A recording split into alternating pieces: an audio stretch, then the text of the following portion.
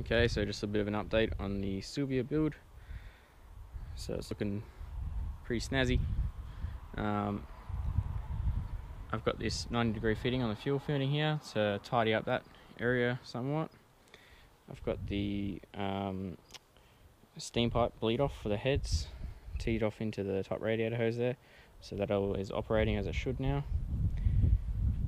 I've got the battery tray all mounted, which is from JCar, and the battery clamp, and all the wiring for the fans. So I've got twin 30 amp relays, so each fan has its own relay, and this is the trigger wire for the fans. It currently doesn't seem to be working, but I'll investigate that a little bit further. So for now, I've just made up this little jumper harness to earth out the relays for now, because the ECU just earths the coil on the relay to activate it. But I've had it up pretty close to 100 degrees and it doesn't seem to be kicking on, but there's also fan 1 and fan 2 in the ECU. Fan 1 is at 96 degrees and fan 2 is like 103. So this only has one fan output, but I don't know how it's configured in HP tuners. It might just be that pin is for fan 2 or something like that, so it's coming on too late. So I'm just going to have a play with HP tuners. I have removed the coolant temp sensor plug while the engine's running, and it still doesn't seem to trigger. So yeah, it's a bit of a mystery. So what I'm going to be doing today is going to be running a new hose for the power steering. So this one's kinked, as you can see, so I've got this hose here to run, and we're going to be running the oil pressure sensor at the back of the block to my gauge as well. So I've got a speed flow oil sensor adapter for the factory LS13 MPT, and I'll be running the oil pressure sensor up onto the firewall here somewhere with a P-clamp with a hose, so it's isolated, because the oil pressure sensor itself is quite heavy, quite big, and it's quite squeezy up there, and it can crack over time. So I'm just going to rubber hose it and P-clamp it to the firewall. I've also got a big P-clamp for my fuel filter, and I've got a new fuel filter, so I'll probably have to lengthen this line a little bit, and I'll P-clamp it somewhere up in the firewall there, so it's quite neat. And that should pretty much do it. Then it's just a case of bleeding everything, bleeding all the coolant, the transmission and power steering, and that's pretty much it. So I've got the exhaust done. I'll take it to my mate's place, chuck on the hoist to show you guys a bit better a bit later on, but for now, if we can get under there, a bit of a sneak peek of the exhaust.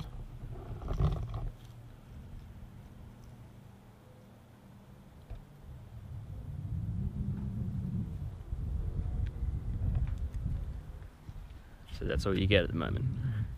And we've got a nice little dumpy at the rear. Horrible paintwork. That'll be sometime in the future. It is central. My bar's just a bit melted from over the years. And yeah, the paintwork is quite horrible on this car.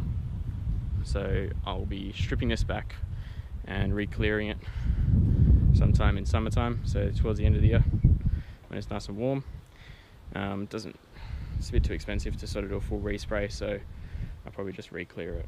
The paint itself is still pretty decent, so just a bit of a cheapy job just to make it look a bit nicer. So yeah, so I'll do all these hoses and stuff, and finally we'll crank it up and I'll show you what it sounds like. It's still not tuned, but it sounds quite nice regardless. Stay tuned. Okay, so I've got the power steering hose on. That's the new curved one. Looking pretty schmick. No more kinks. So now for the oil pressure sensor. So I'm going to mount it up on the firewall, like I said. So I've just pulled off this plastics here with a few clips and a few screws. You can see this hole here, which was just had a like a blanking plug in it. So I'm just going to put a nut and bolt through there for my P-clamp for my oil pressure gauge. So something like this. Oh, here it is. So this is the oil pressure gauge with P-clamp. So that'll just go on there like so, and then the hose will just nip down there onto the fitting, which is kind of hard to see, but it's at the back there. And then the wire for it, which is from before, I used to have it mounted here. So this is the wire here, so it'll fit on, and that's that. Then we'll have oil pressure. So we're getting very, very close. Then my next project is to get rid of these wires. So I've got to take the guard off, wrap these in conduit and run them under the guard so they're not visible, because that's pretty much the only thing in this bay that kind of looks a bit visible, other than the fan wiring, which I can't really help unless I make a little plastic aluminium cover or something like that. But other than that, it's pretty wireless in here. The only wires you can really see is that harness that runs along the back there, which kind of blends in anyway. So yeah, so let's get started. Okay, so this is the speed flow fitting. So it's a I don't know, metric thread of, I think it's M16 or something like that, to 1/8 MPT, and I've just got a push lock 1/8 fitting on there. Obviously, to save on cost, I didn't get a speed flow one. I just got a normal style one. Still does the same job. You're not going to see it anyway. So this is just a copper washer, like so. Go on there. I've just done this up, put a little thread tape on there, wound the thread tape on opposite of rotation, so when you wind it, it doesn't strip the thread tape off, and starting about 2 threads back, so you can see down in the center there's no thread tape exposed, so you're not going to get any thread tape in your oil pressure sensor, which would just block it immediately and stop it from working. So obviously not anything you really want in your oil system either. And this is a 13/16 long socket to do it up. So now I'll take out the old sensor, put this in there, now I can push my hose on and wire it all up. Easy peasy. Okay, so this is the LS factory sensor. Pretty big unit, 3-pin. It's already broken, which is why I kind of replaced it. The guy that removed the motor smashed it against the firewall and snapped it. It's an 1 1/16 socket to remove. And now we can go over to the car. And the new one, if you can see, is down in there. So now we just need to chuck the hose on and run it to the sensor. Okay, so I've hooked up the oil pressure gauge and cranked it up, and it wasn't working. So I was thinking about it for a bit, and I checked the power, and I had power at the sensor and everything, and then I thought to myself, hang on a second, it's 1-wire sensor, it most likely earths out through the body. So I put a jumper cables and just earthed it to a nice earth, and sure enough, it earths out through the shell. So before I had a metal P-clamp on it before, I never used a rubberized one. This one I've used a rubberized one, so I just got to take off the rubber, and she should be golden. So I've installed the oil pressure sensor with a metal P-clamp, so it's grounding out to the chassis of the car, because the sensor body is a ground, as I found out. So I've got another P-clamp for the fuel filter here, but as you can see where it's kind of situated here, there's nothing to mount it onto, so I'm going to make a little alley bracket similar to what I made for my fuel pressure regulator, and then P-clamp it basically where it is. So I'll make another alley bracket pretty similar to that one there. So the oil pressure sensor just goes down there, and then it's just push on hose, which is what I ran on the Sylvia before with the SR, and it's I think it can hold about 300 psi or something like that, so it should be plenty. You don't need hose clamps. So I've fixed my fan wiring. So in HP tuners, in the fan settings, there's fan 1 and fan 2. Now on the PCM of mine, the PO1 PCM, it only has one high-speed fan output. So I kind of figured that because on the later gen PCMs you have 2 fan outputs, a low and a high speed.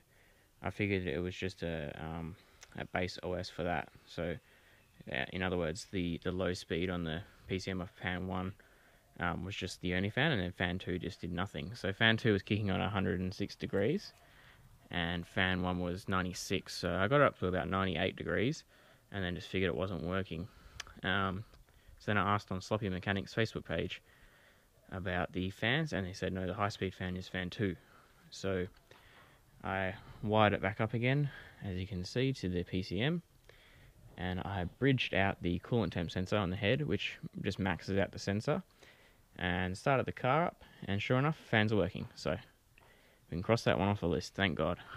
Unfortunately for me, I didn't think it was working, and because the car has to go on the dyno pretty soon, I just wanted to get it all working, so I bought a few switches and a whole heap of cable to run inside the car and make a switch panel, and yeah, unfortunately I'm not going to be able to use it, but I suppose in other words it's good because I don't have to do that now, so that's good.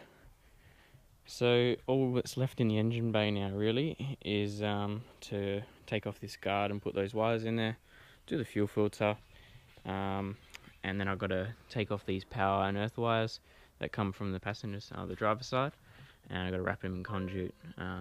This can all get done after the dyno though, it's not a necessity. I'm just doing necessities for now.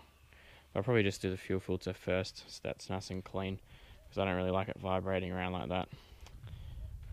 Another thing that I've added is I got a auto brake pedal, which is just a lot bigger, as you can see, so that's all nice. Now the shifter, I had to actually block up the front of the shifter quite a lot, because the cable was on a bit too much of a harsh angle coming out of the shifter, and it was a bit tight going into reverse and park. So I've blocked the front of it up, and now my cutout doesn't fit, so I've got to cut that again to make it fit.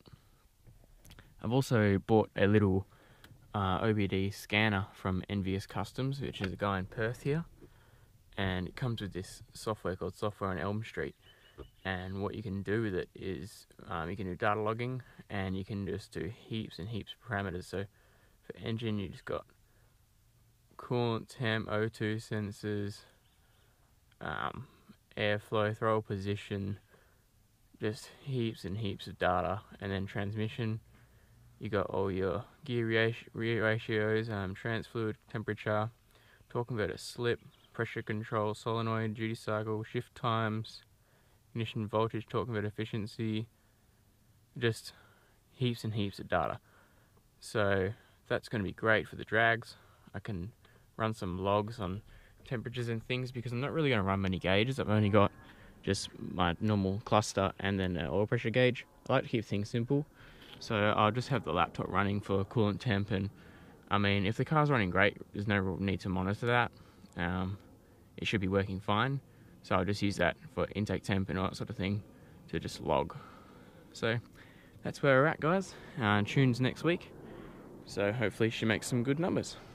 Okay, so I'm just running the wires that were originally on the driver's side to under the fender. So I got the fuel pump, which is the white one, the coils and ignition, which is the red one, and this green one that I've just run is going to be the reverse. So this green with white trace is the reverse. I've confirmed that by putting it to power, which is just down here, and the reverse lights turn on, so I'm just going to join that to that, and on the ECU or PCM I can hook that up to reverse. So just run on my wires, take them all together. That pin will go into the fuse that I've got this one here, and reverse. Now to run those, and she's all pretty close to being pretty tidy. Okay, so the wiring is all done.